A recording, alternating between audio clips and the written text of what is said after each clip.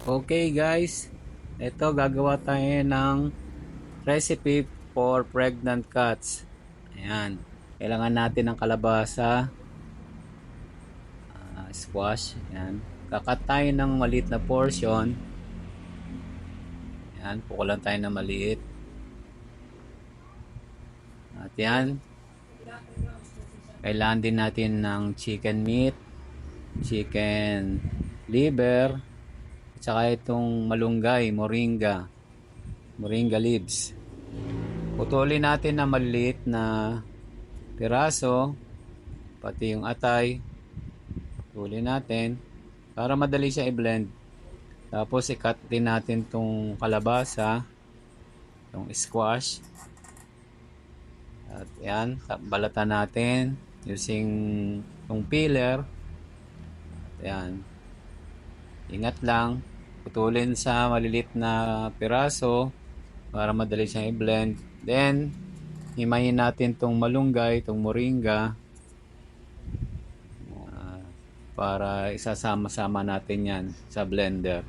Pakuluan natin sila lahat sabay-sabay na. Ayan, pag malambot na, yung atay malambot na, yung meat malambot na.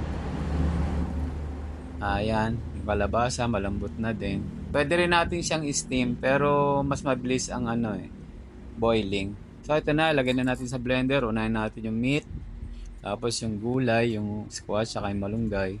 Lagyan natin ng konting tubig para hindi mahirapan yung blender. So, blend. Yan, blend lang natin parang magiging siya, mapupulverize, parang lugaw. Haluin natin para pantay ang blending. Haluin ang ingredients, saka i-blend ulit. So, ayan guys. Ready na yan. Ready na yan sa ating mga pusa. Sa mga buntis na pusa. Yan, okay na yan. So, ito ang ating recipe ngayon. Wala pang 5 minutes recipe. Okay, okay na, done. So, yan ang ating mga pregnant cats. Sabay-sabay sila. Isang Siamese, isang Persian,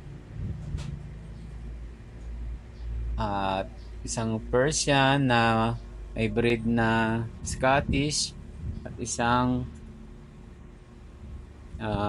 breed ng Siamese at Pinoy. Itong nasa right side, yung tricolor.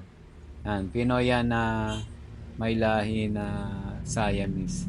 I think anak ata siya ng Siamese na yon, yung nasa sa dulo. Okay, thank you guys. Salamat.